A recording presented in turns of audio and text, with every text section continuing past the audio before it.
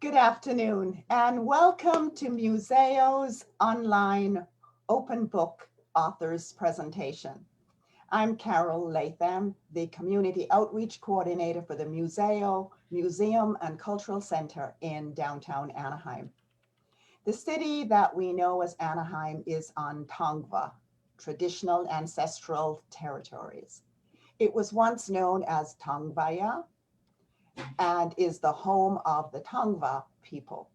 And despite multiple colonizations and occupations by Spain, Mexico, and the United States, many Tongva people continue to live here. And we at the Museo respect and honor the sovereign rights of Indigenous communities. Our mission is to bring relevant and cultural experiences and the arts through our exhibits, events, education, and significant programs that lift up our communities, programs like this. During this afternoon's presentation, we will share the web links at the end of the program for each of the authors. And please enter any of your questions in the chat and we will get to answer them as many as possible. And this is being recorded on Facebook. This afternoon, the authors are Jonathan Brown and Jeremiah Cobra. And it is my pleasure to introduce Maddie Margarita of Lit Up OC. Maddie is a writer and host of Character Floss, the podcast on Authors on the Air Global Network, iTunes, Spotify, and other major podcasting platforms, and Lit Up OC, a monthly writers' salon in Orange County, California. She serves on the board of the Sisters in Crime OC and the Southern California Writers Association. Her short stories can be found in It's All in the Story, California, an anthology of short fiction. So we invite you to sit back, get comfy, and enjoy this afternoon's presentation. And it is my pleasure to present and to introduce Maddie Margarita and the panel of authors. Maddie? Thank you, Carol. It's always a pleasure to be in the unique and virtual world of the Museo. On behalf of Lit Up Orange County and Jeremiah and Jonathan, I'd like to thank you for inviting us to be here today. Unfortunately, Tammy Sheikh, our third panelist who is scheduled to be with us today, had a family emergency and was unable to join us. She did call me from Dubai this morning to check in and apologize again for not being here and to promise that she will be here with us next time. So we can look forward to seeing her again in the future. That said, I'm proud to introduce our authors today. With us, we have Jonathan Brown. Jonathan grew up playing drums and loving Raymond Chandler, Dashiell Hammett, and Chester Himes. He loves the Rockford Files and Magnum PI, and between teaching drums, practicing Hapkido karate, and being a fitness trainer, he writes stories. Also, we have with us Jeremiah Cobra. Jeremiah is a native son of Hartford, Connecticut, where he grew up in foster care from the age of 9. It is this experience that he drew upon to create the fictional Stacy Bishop in his newest work, and then he shot his cousin. Upon graduating high school, Jeremiah attended Howard University in Washington, D.C., and received his Bachelor of Arts in English Literature with a minor in African American Studies. He then moved to Japan to study and teach for the next 7 years. Welcome to you both. Thank you very much. Happy to be here. So let's start off. You both write different types of stories and different types of books, and you have very different styles, yet your books both feel very genuine and real. So for people who aren't familiar with your work, maybe we can start out taking a few minutes to talk a little bit about your work, and then even reading an excerpt to kind of give people a flavor of what you write, or at least a part of what you write, and then we'll chat. Who wants to start? Jeremiah can go. I love it. Here we go. All right, Jeremiah, you're on. Tell us a little bit about your writing and your books, and then maybe read a little bit. Okay, so for the most part, I write historical fiction. I'm fairly new in terms of publishing my work. I published my first book in 2018. It's just a collection of poetry and short stories. It's called Beauty and Perspective. That's that right there. And then I published this one during the quarantine. And then he shot his cousin because I was locked in my house and I wasn't doing anything else. So for the most part, I want to go into more of a historical fiction or literary fiction type of genre. And there's another manuscript that's actually done, and it takes place in the 19th century. This one here takes place in the 1990s. I'm not sure if that qualifies as historical fiction yet. I hope not. Oh, it does. 1975 and forward. Sorry. Yeah. Or back. Sorry. Yeah. Okay, back. Okay, so it might be. But ultimately, I just want to write, stories about characters who overcome pretty harsh circumstances in order to achieve, or in order to find some sort of ideal. With this story here, I think the character is mostly looking for love. I think in other stories that I've written, it's, it ranges anywhere from freedom, which is what the newest manuscript that I'm working on is about, to just closure in certain circumstances. I'm not sure if does that. Yeah, perfect. Yeah, feel that answer that question. So the excerpt I'm going to read is from And Then He Shot His Cousin. And so this story is about a young foster kid who, for the most part, does not feel like he has any family and has difficulty connecting with people in general. He does have this one cousin, however, whom he feels very strongly toward, and he feels a very strong connection to. However, that cousin gets him in a lot of trouble, and that's ultimately what the story is going through, how he reconciles the trouble that he's going through and the love that he has for this young man who's actually an adopted cousin. So the protagonist is a foster child, and in this scene, the character is around 16 or 17, and he has just found himself in some trouble. So I'll read there. The chapter is called Devil in a Gold Crown. And may I start reading? Yes, please. Right. So I punched Tuan right in the jaw, broke it and loosed 3 teeth from his mouth. Broke my hand too. It probably wouldn't have happened if I hadn't been at the church that day, but I was, and I saw what I saw. When I awoke the morning after coming home drunk, Gloria told me that I had the devil in me. I didn't believe her. I like to think that there was a lot of light in me, a light that I had been holding on to since I became her ward and my mother told me she was coming back. My mother hadn't come, not yet. And I still believed that I could hold on to that light until I broke Tuan's jaw. Who knows? Maybe the devil had been in me all along, or maybe it jumped into me that day when I saw what I saw. Gloria did not chastise me on that Saturday. She simply brought me to the church and told me to help out Eula May Reeves. That was her cure for the devil, chores. There were floors that needed mopping, pews that needed dusting, and hedges that needed clipping. In addition to giving out hugs and peppermints, Eula May often hung around the church to help handle its business and keep it clean. That day, she oversaw my work and somehow she made the day tolerable, delightful even. Boys will do what boys do, won't they? She said. I know you must feel awful. For what I put Gloria through? I asked. No, for what you put yourself through, Eula May replied. I used to go to a party or two in my day. Doesn't feel too good the next morning, does it? I smiled sheepishly. Come on, she said. I'll fix you some tea. We did the tea first, then the mopping, then the dusting. Wiping down every pew and choir bench in the church was a tedious task. I was grateful for the company. I hear that you play the piano, she said. Where'd you hear that? I asked. Sister Gloria says you had a recital last night. Says you're pretty good too. She wouldn't know. She wasn't there. She hears you practice though, doesn't she? Not everything. I'm not allowed to play most things in the house. Like what? She asked. Basically anything that ain't Christian music. Come again, she said.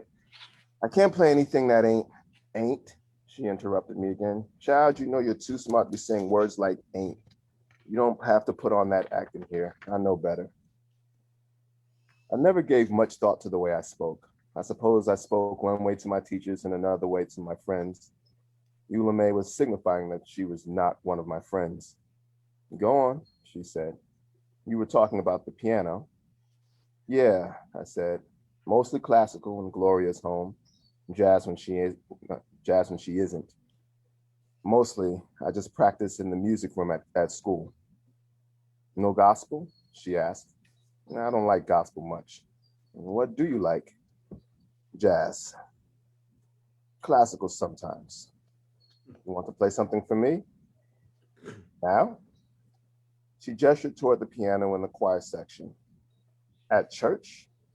What should I play? I asked. The Lord doesn't care what you play, she replied, so long as it's joyful. I looked at the piano. Perhaps it was a longing in my gaze because Eula May walked over to me, gently placed her hand on my back and guided me to the piano bench. I sat down and lifted the cover to the keys. Then I placed my hands lightly upon them and played a song my father used to play before I slept. Lullaby of the Leaves. Eula May walked over to a choir bench and sat there with her eyes closed and a serene expression. When I played the last note, it lingered in the air and rose to the high ceilings of the church before it faded to silence. Eula May took a deep and satisfied breath. That isn't the devil, she said to me. That's God in you. So much God. Oh, Hey. that was great, Jeremiah. Thank you very much. You know, it's funny how much you were able to capture in those few pages, how much we know about Stacy. Mm-hmm.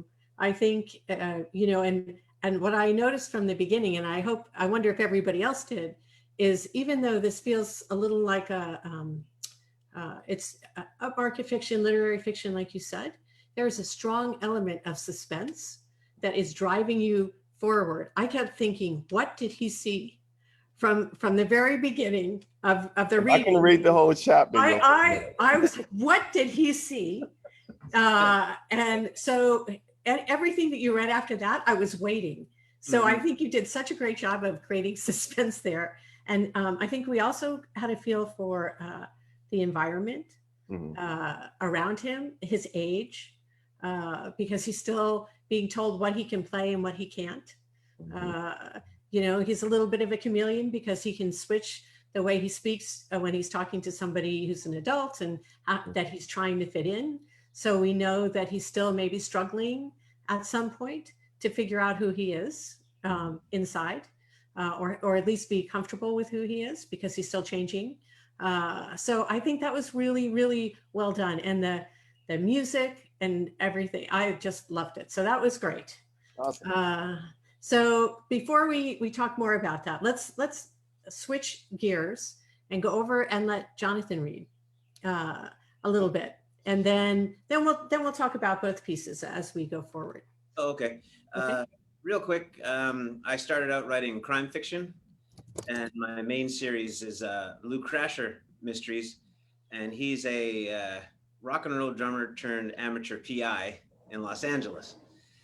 And I also do historical fiction or novels based on the life of, and I've done 2 books for the Mentoris publishers. One is on Angelo Dundee, who was Muhammad Ali's boxing trainer, and one that's coming out, I think, this summer on Vince Lombardi, the Green Bay Packers football coach.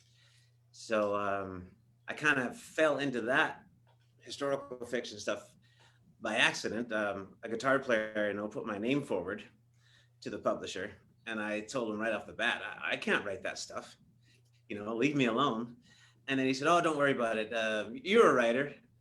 You can do it." I'm like, "Oh, you can write everything, right?" And I think it's good to challenge yourself and do what's scary. So I put my name in the hat and I submitted. They wanted an outline, and I did that. And they said, "Okay, here, go away and write that book. See you in a year." That's pretty scary, Jonathan. Yeah. So I'm reading from a boxing trainer's journey. a novel based on the life of Angelo Dundee. And as you can see, Muhammad Ali's on the cover. So I'm going to read a scene where they started out as trainer and boxer, and then they became good friends. And Angelo was there for the Cassius Clay period, and then he was Cassius X for a minute, and then he became Muhammad Ali. And I'm going to read the part where the man has asked Muhammad Ali to join the fight and go to Vietnam, and Muhammad doesn't want to go. Now, when I did the research, I couldn't find this conversation, which is the fiction part, which is fun. So I made up that they had a phone call, and it went kind of something like this. That evening, the phone rang. Excuse me. It was Muhammad. Hiya, champ. What's the rumpus? The man wants me. Oh, no. Which branch? Armed Forces? You gotta be kidding me. They're throwing everything at you, kid. I got no problem with no Viet Cong. I won't go. Not pointing no gun at those people. I won't do it. Since when have they done this to a current belt holder? This is ridiculous. It's about the color of your skin. And because I'm a Muslim. Angelo knew the champ's words were true. How long would racial tension and religious insecurity go on in this country? He wondered. Celebrities and politicians' kids get deferments all the time. This is injustice. Muhammad agreed in a low tone. Silence filled the line. They're going to make life tough for you too. They might try and mess with your license. You've always been there for me, but you can stop now if you like. Your family doesn't need this. What they're doing is bullying, and I was raised to stand up to bullies. Nope, I'm in your corner. Angelo paused. Literally. Thank you. How are Helen and the kids? Great. They really want to see you. I bet Helen wants to see me the most, Angelo said with a weak laugh. I changed my mind. You're on your own. Angelo laughed uncomfortably. A week later, the Boxing Commission had the reason they were looking for to strip Ali of his title. Uncle Sam had called, and Ali refused to go to war. As the Dundee family watched their fighter and friend on the television, they heard a familiar phrase. I ain't got no quarrel with them Viet Cong. Ali said it straight and clear. That's it, Helen, Angelo said. He's a conscientious objector. They're going to arrest him. What a shame. 9 titled offenses, and then he's forced into exile. Oh, sweetie, this is horrible, Helen said, hugging him. They continued to watch the news. Does this mean jail? Not right away. He's going to appeal. Which could take years. He's my friend, and he's a good man, Helen. He's in his prime, for heaven's sakes. Those short-sighted, small-minded... The words caught in his throat as his eyes watered. Helen hugged him harder and cried along with him. Wow. Thank you. So interesting. So you did a lot of research about Angelo Dundee, and Yeah. Muhammad Ali was not the only fighter that he worked with. Oh, no. Right? No. He had Sugar Ray Leonard. Yeah. And he had George Foreman when he made his comeback, which was very poetic because, you know, he was the enemy in Africa in their big fight. So when Big George at 40 years old, you know, stepped up to Angelo and asked him to be his trainer, Angelo was like, I'd be happy to. I'm just glad that, you know, you're not angry at me after all these years. But the research on Angelo, I really enjoyed because first off, I found he's a really nice guy. And it's easier to write about nice people. I mean, in crime fiction, yeah, you want to write about the villain, that's fun. But it's nice to write about a guy who is in a very brutal business, a very corrupt business, and he kept his principles, a straight shooter, and there was not a lot on him. He just talked about his fighters. He's very humble. He didn't talk about himself, kept his family sort of away from it. So that really led opened the door for me to write all the fiction side of it. But at first it was like, there's nothing on this guy. I looked at interviews, and then I would go on YouTube and watch those old fights. And then I'd look up and, 3 hours have gone by and I haven't written anything. I've just watched boxing. So, yeah, it was interesting. So you wrote the book about Dundee, Mhm. and then you moved to crime fiction. I started crime fiction first. Before So I that. sort of, Okay. yeah, I took a break after my second Lou Crasher book, something like that. I can't remember the order now. And I don't plan it, but I often write 2 books at once. I don't know why I do that, but making up for lost time, I guess, because I sort of came to the writing game late. So you and Jeremiah have a lot in common. yeah. Yeah. But as I said, you write very different styles and very different books. Yes. So let's go back and talk about the inspiration. So we talked a little bit about how you came to be writing the book on Dundee. So I want to talk more about the inspiration for the Lou Crasher, who's Canadian, right? He's a Canadian expat. Is that right? Yeah, my close family and friends tease me that they say I'm writing about myself, but yes, he's a Canadian drummer that moved to Los Angeles, and that's what I did. That's nothing like you, though, Jonathan. Yeah, nothing like you. And I don't fight crime, but Lou does. But he fell into it by accident. He was pursuing a gal, as can happen, and offered to give her a hand. And the next thing you know, he's chasing cars and dodging bullets, and he finds that he's actually good at it, but he does not want to let go of music. So he keeps the amateur PI business and music going at the same time. And the worlds collide, and there's humor, action, and I'm even writing sex scenes now. So. Ooh, okay, I don't know if that's a step up or a step down. I'll have to read them and let you know. Okay. Okay, so now we know what inspired you to write The Big Crescendo and Don't Shoot the Drummer, right? Is that? Yes. So let's get back to Jeremiah and talk a little bit about what inspired you to write And Then I Shot My Cousin. I mean, don't we all have a little of ourselves in our characters, right? Someone said that. My character is surprised. I won't say he's not like me.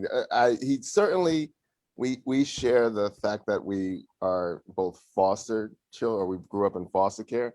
But I think our experiences, I hope our experiences were very different. I didn't shoot anybody, or I wasn't asked to shoot anybody. No one got me in trouble for the most part.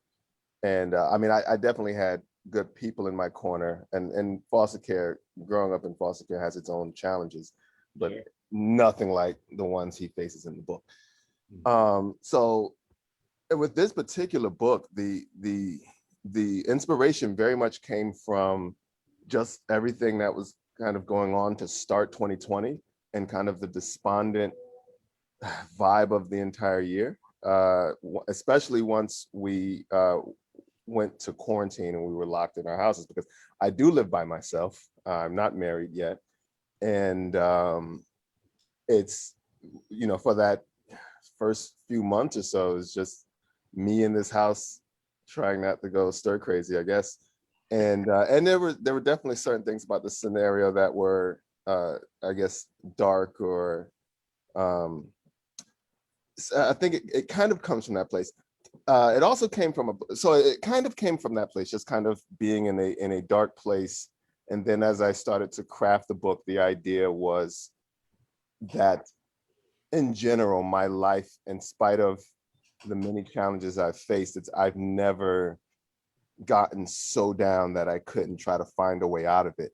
And so the ultimate message of the book is that no matter how dark things get, you should and you can always kind of strive for the light. And that's kind of the point here.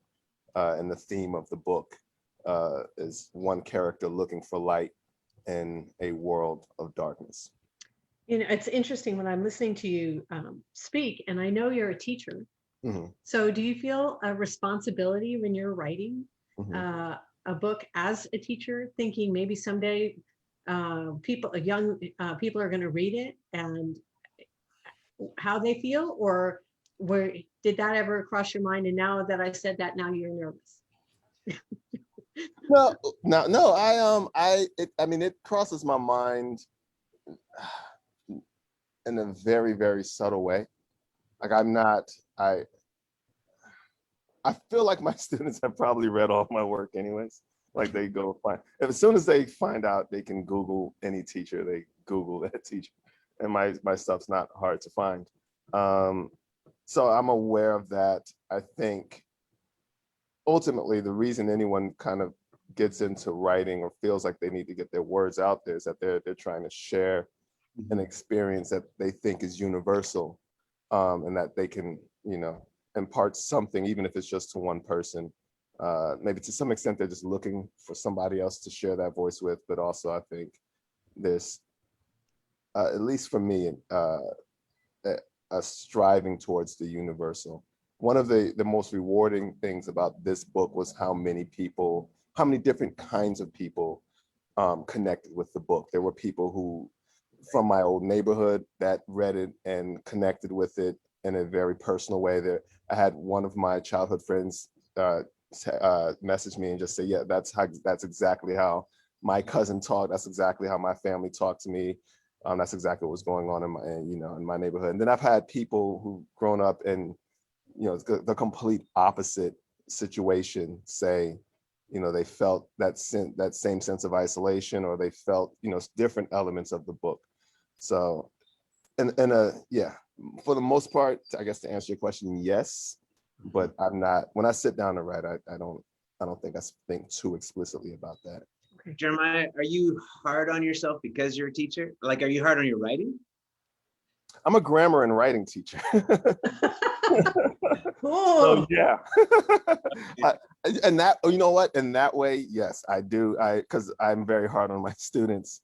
And so I can't have a grammatical error in my. That's so funny. If they find that, they'll tear me to pieces. So I really rely on editors for that. So I just write freely and just hand it over to them. yeah, well, I write freely that first, and this is another thing I teach when I do teach writing, and especially I teach K through 8, taught every level, but currently I teach mostly 6th, 7th, and 8th grade writing. And that's usually what I tell them is that first draft, just write it. Don't worry about how good or bad it is. You just have to write it. So that first draft I write, it took me a weekend to write the full manuscript of this book. And then it took me every day and probably every hour of the next month editing it and making sure that I did have the cheat code kind of, in that I knew I was writing from a younger character's perspective. He was 16. He's not going to be grammatically correct. So I knew I could get away with some stuff. And so I wasn't, I like that question. One thing I really liked about your piece, sorry, Maddie, is I definitely that line where you said the character would speak one way to teachers and one way boy, that was me, man. I used to just cuss like a sailor as a kid because I thought that made me cool. And the other kids like, wow, he gets away with all that swearing and stuff like that. And I pretended I swore at home, but There are two things about that. One, I love it. I love that my students know that I curse. I tell them I don't curse in class, but I let them know, and they know that I know they curse. So there's that whole thing. That's always a really interesting thing. But then there's also an element of it that's kind of cultural. We call it code switching. It's not quite the same thing. I went to a predominantly white middle school and high school. And so it did very much. And oftentimes I felt like I just had 3 or 4 different ways of speaking.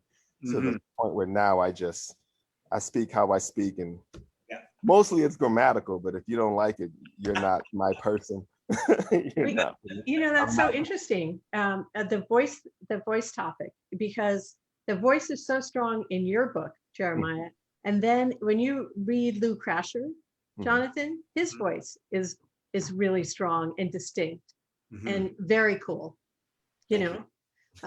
so, and you get that feeling of who he is just by listening to him speak.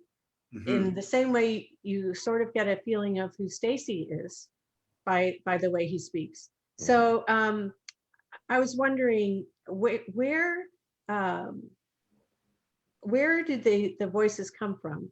And I guess I'm going to start with Jeremiah, because you said you think it's a cheat because you got to write somebody who's younger from a younger voice, but that's not always easy because Yeah. you're writing a younger voice from an adult perspective. So the Sure. voice is different.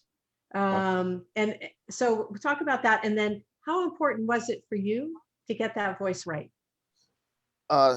So it was very important for me to get the voice right because I knew that I was writing a narrative that was set in my neighborhood in the 1990s. As far as how difficult, I feel like it was very easy to go into that. And it was a lot of fun as well to write this character because I got to go back to old slang that really only exists in Hartford, Connecticut. Or like in the Is there a slang that only exists in Hartford, Connecticut? Or like it's East Coast, like we kind of steal from New York, but there are words that I feel like That's we true. only use in Connecticut. That's Maybe true. not, like the word offie. I've never heard anyone outside of Connecticut say that. When I went to Howard University, that was definitely kind of this melting pot of slang because we were just all Black people from all over. Like I didn't even know there were Black people in Alaska, and they had their own way of speaking. I met Black people from Colorado; they had their way of speaking, and I just feel like offie, like hella came from California. And I feel like it's really kind of universal, like it's everywhere now. But I remember when only my friends from Oakland at Howard said hella, and then I don't think offie. There were a lot of words that I just kind of dropped because no one knew what they were. So offie is one of them. Offie, and I don't know if you know, offie just means like a loser or a geek. Yeah.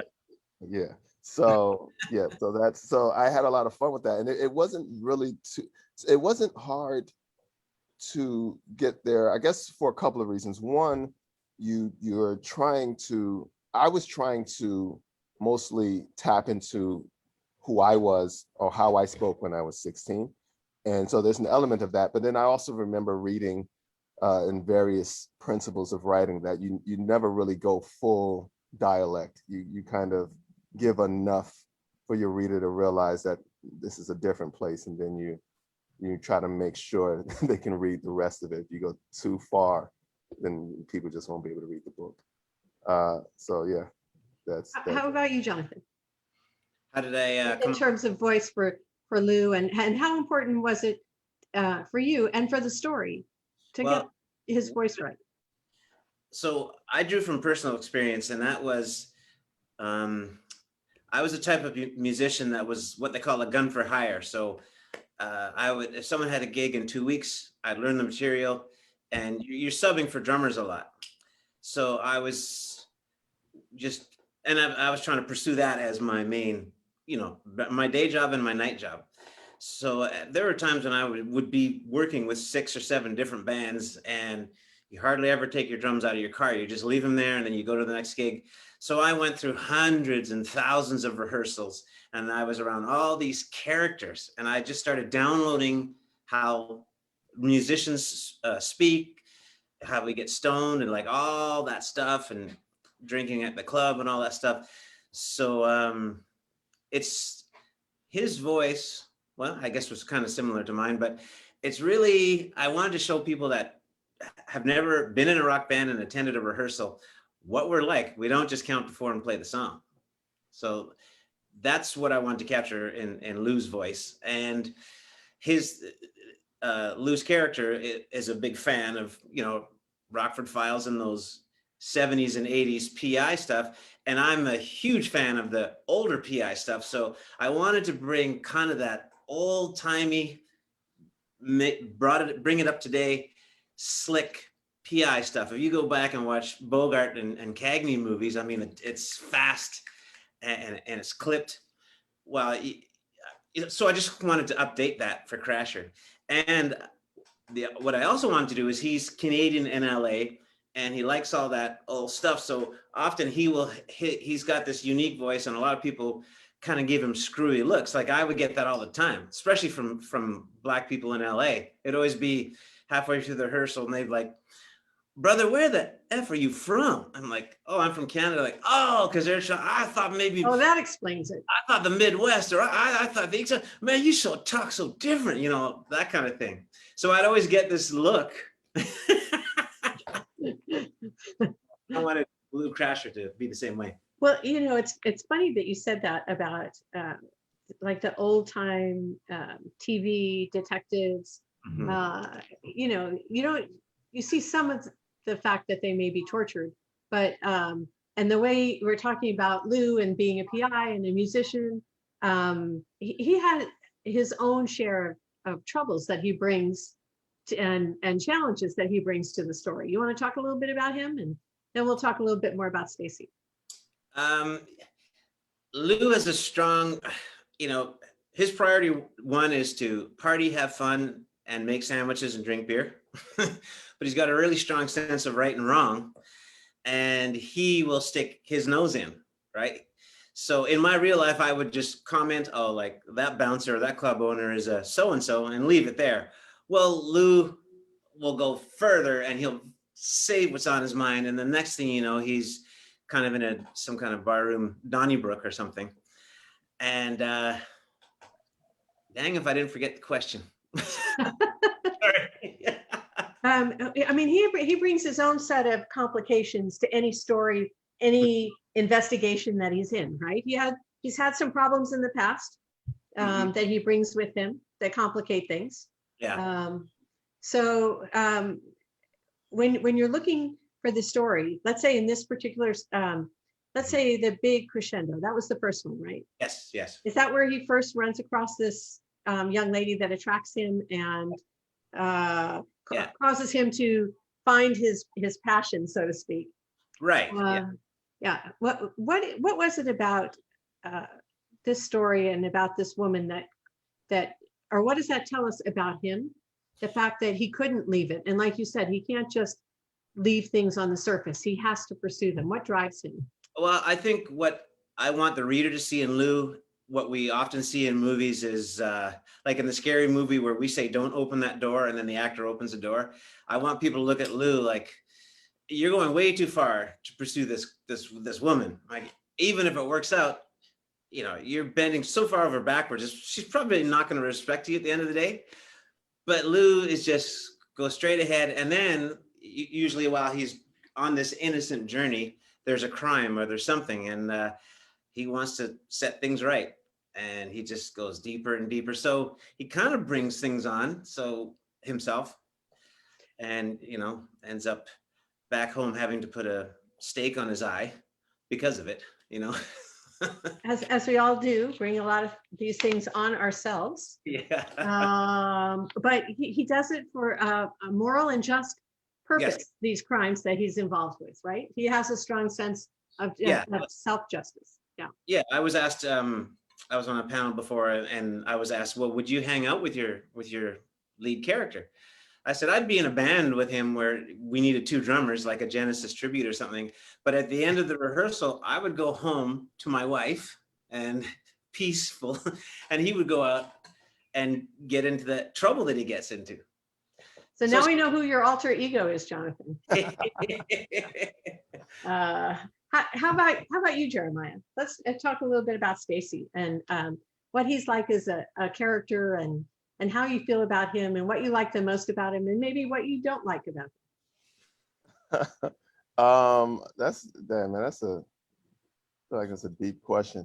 Certainly I wouldn't hang out with him because I don't hang out with 16-year-olds. I would try to guide him. I feel like I'd be more like Eula May in the book, just trying to give him advice so he doesn't do anything stupid.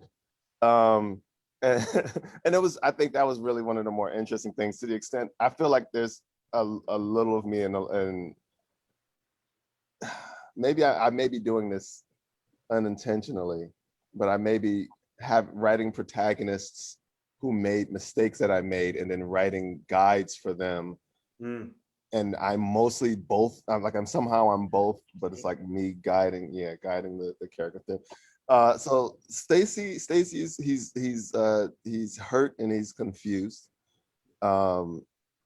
And I think in his desire to really just find that connection and feel like he belongs, he can be kind of influenced into doing things, which again is very different. Peer pressure did not exist for me. I was very good at ignoring peer pressure.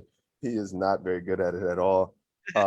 There's some, I mean, he's not, you know, blind or stupid, but he very much feels like he feels like the characters who tell them they care for him do care for him. And probably to some extent that's true. And he wants to continue to earn that affection. So that even in instances where he's conflicted, I think that's more or less the issue, is that he's conflicted when the peer pressure comes, and he probably knows what he ought not do, but it's the struggle is to figure out, like, to try to do the right thing, but also make sure he holds on to what few personal connections he has. And that's pretty much the essence of the character. It seems like both your characters are searching and struggling and have their own sets of complications along the way, which make the story so different. And they are different. So they have such different feels, but they both feel so authentic and genuine. And when you read them, you're there. Whether you're Stacy or whether you're Lou, you both have done such a great job through whatever that special sauce is that you have of making the reader feel at home. So let me ask you, we're running short of time, and I wish I could talk longer, and maybe we can do this on another long form somewhere else. Yeah, we just got started. But we did. It's so much fun. That's the problem. Jonathan, when somebody reads a book, let's say a Lou Crasher novel, or any book that you write, how do you want them to feel when they finish that last page and they close the book and they sit down and they say, "Okay, I'm done"? How do you want them to feel? I think Jeremiah might agree. I think my favorite phrase that I hear from someone is like, they got a big smile on their face, because I'm a smiley guy and a fun guy. And I like when they say, "Oh, I just read Don't Shoot the Drummer. I couldn't put it down." That's what I'm looking for. And I even wrote that one. I think of writing in terms of music a lot. And the big crescendo, it was a slower burn. It was a longer piece of classical music, because you're really getting to know Lou, and you're getting to know Los Angeles and his Mustang and all that stuff. So the big crescendo, Don't Shoot the Drummer, is a faster up-tempo song, right from the get-go. So I really think of pace. And I want people to just be, and this is the drummer in me, I want them to be entertained. So the fight scenes, because I have a martial art background, I used to be a bouncer, they're very real. And I like Jeremiah that, you know, he hit that guy in the mouth and broke his hand. Like, that really happens more often than you'll ever see in movies or whatever, because the skull is so hard. But that would be almost suicide for Crasher if he breaks his hands. That's the other thing, because he needs him for drumming. But he's mixing it up and he's got to defend himself. So, but to answer your question, I want people to be entertained. I just like the stage, the live show, the book. It's like, wow, this is like a great PI novel, but I also felt like I went to a concert, you know, that kind of thing. I sort of feel my heart racing when you talk about these things. I'm like, okay, this is an adrenaline ride that you're going to be on until the end. Yeah. Right? And I love the idea of looking at the books as music and as songs, because they have similar dynamics. It's songwriting. Songwriting to me would be the biggest nightmare. It's like flash fiction, trying to tell a story in a sentence or two or a minute, with full of emotion and ups and downs. That's crazy.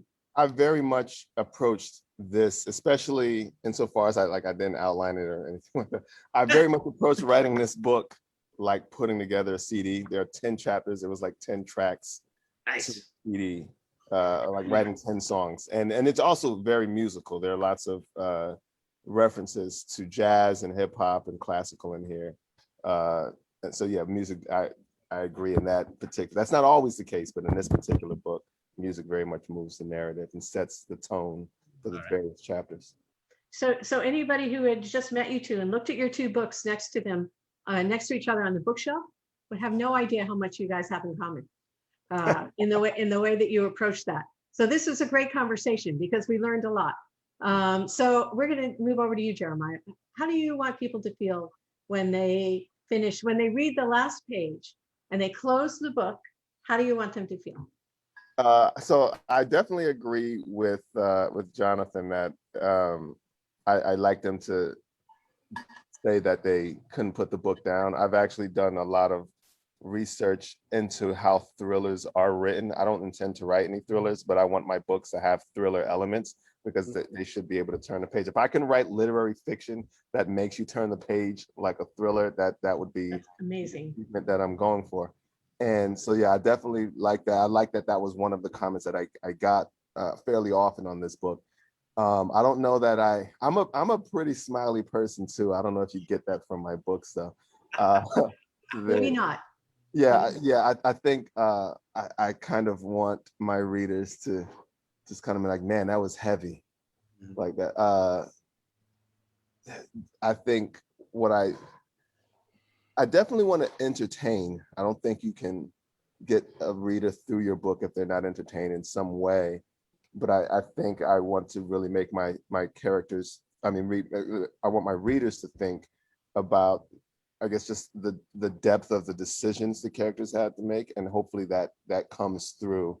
My biggest goal with my writing and whenever I craft a story is to make sure that the characters have genuine but very I don't know if contrasting is the right word, just very strong conflicts that they have to go through. That when you come across what they're encountering, you're just like, man, they have to do this or this, and neither one of those is the best decision, or both of them can really harm them, or they really want both of these two things. Like, I want them to get the gravity of how hard it can be sometimes to make the right choice in life. And I think that's what I'm going through in my books. Yeah, and that was, to be fair, that was an unfair question. Because Jonathan is writing a series, right? So you need to be able to have a character that people are engaged with, and they want to read more, and you want to write more about that character. Sure. But I don't think you're writing the series about Stacy, so you have to. Well, no, I'm not. Well, so the response to this. Are we hearing it here first, or? No. Some people have heard already. This was only a novella. I wrote this book because I had time during the quarantine, and it's done so well that I've had a lot of my readers have asked me to follow up. It's very short. It's only about 103 pages, so it's a quick read, and the ending is very much open-ended, where you kind of want to go like, there's a resolution, but also what happens after that. And then this book, I guess I've said it in various places, but so I don't feel terrible saying it here, that this book is I'm currently working on 5 books that track the lineage of a family from slavery till now. So the book that I recently got a literary agent. I'm very excited about that. She thank you. That was the big. I think the work I did on this very much led to that. But I'd finished the manuscript last year that I was going to self-publish, but then everything happened with COVID, and I was like, this is not the right time. But then I had time to write another book. So with that book takes place in the 19th century. It's about a slave who escapes, and so each of the books that I want to write start with the struggle. Essentially, I want to follow the various fights for freedom that African Americans have had to have at various periods and through history. So there's slavery, and then I want to go. I have an idea for one on Reconstruction, one on the Harlem Renaissance, one on the Black Arts Movement or the Civil Rights Movement. What's going on? This book takes place in the 90s, but I'd like to move it into more of the BLM movement going on now, and just the books won't be focused on those movements, but the characters will have to go through whatever they're going through while traversing those times. And that's so it's not one character, but there's a family.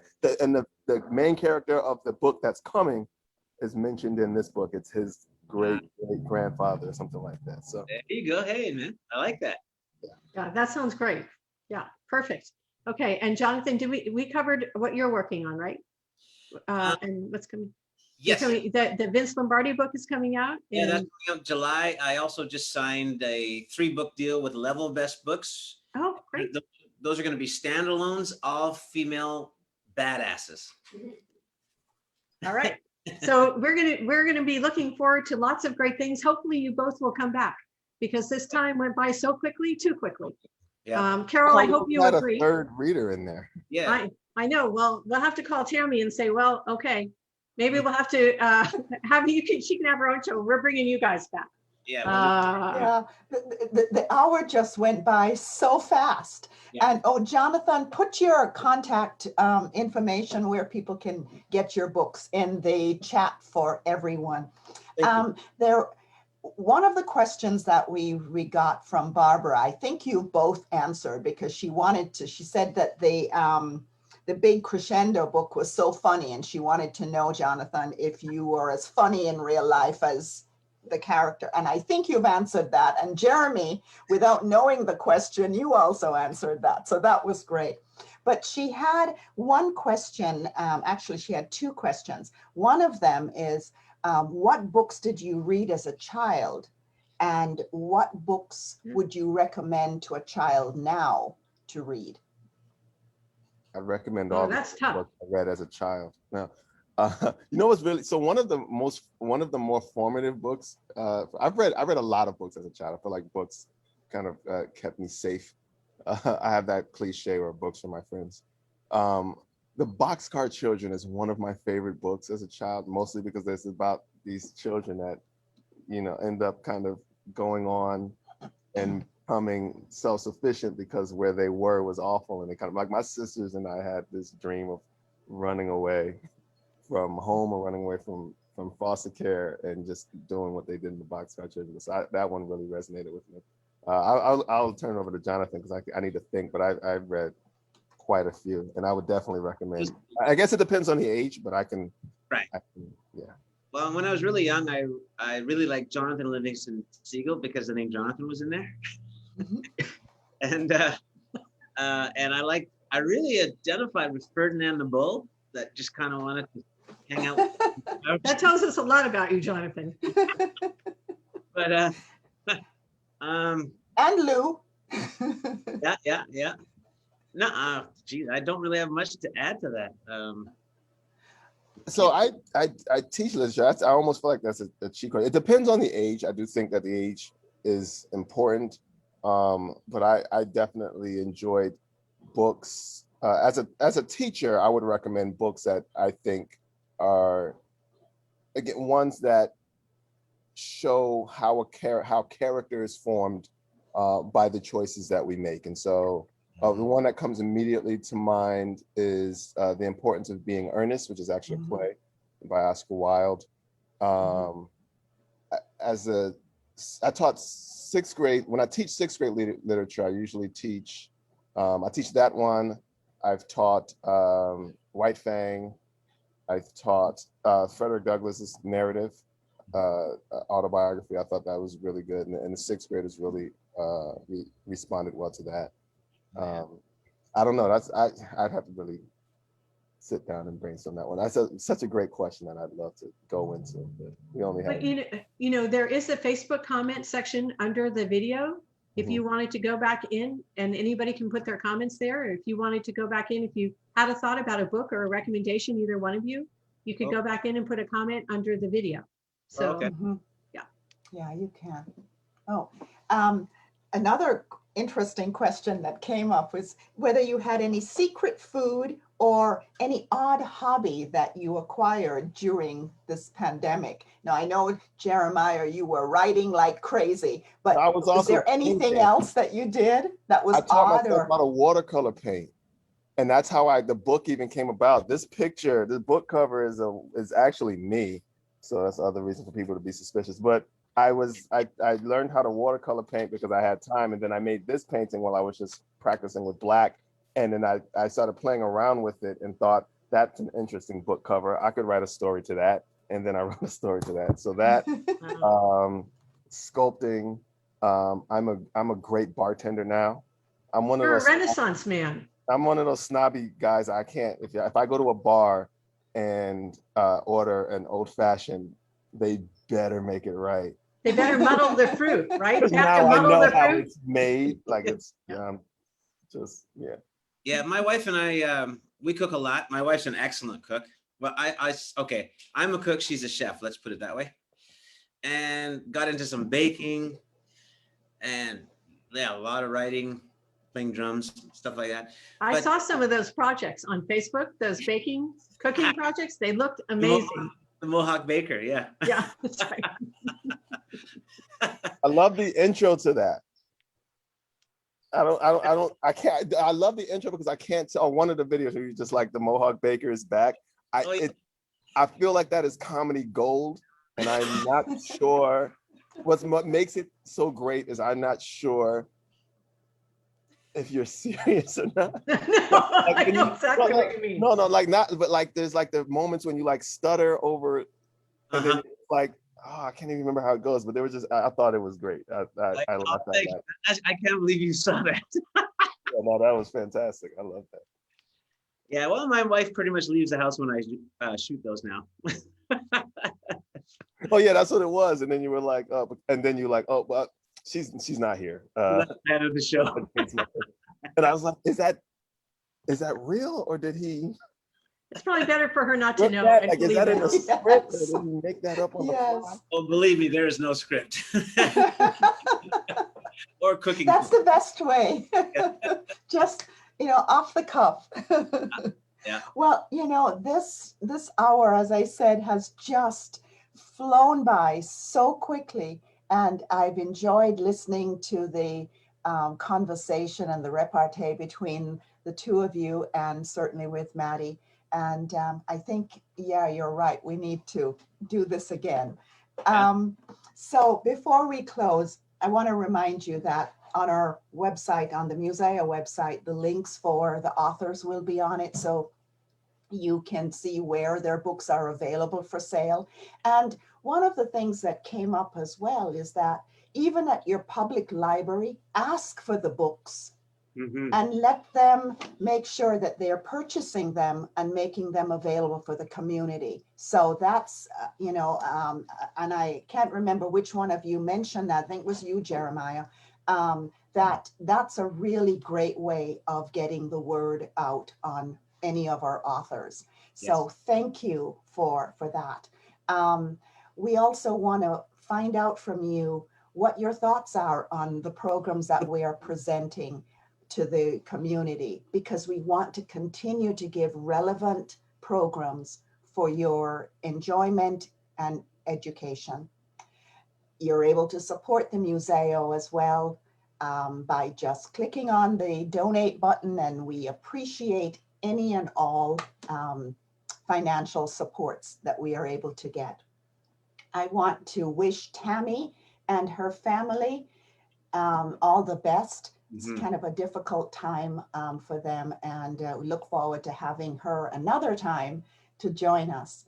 Thank you to Jonathan Brown and Jeremiah Cobra for enlightening us this afternoon. And of course, thank you, Maddie, for assembling these amazing authors to present with us this evening. Thank you, Kenda, for your technical magic in the background. And of course, thank you to the viewing audience for tuning in this afternoon. Join us on Sunday, May 9th for Art and Jazz. And until then, stay safe, stay healthy, and good afternoon. Bye now. Bye, everybody. Bye.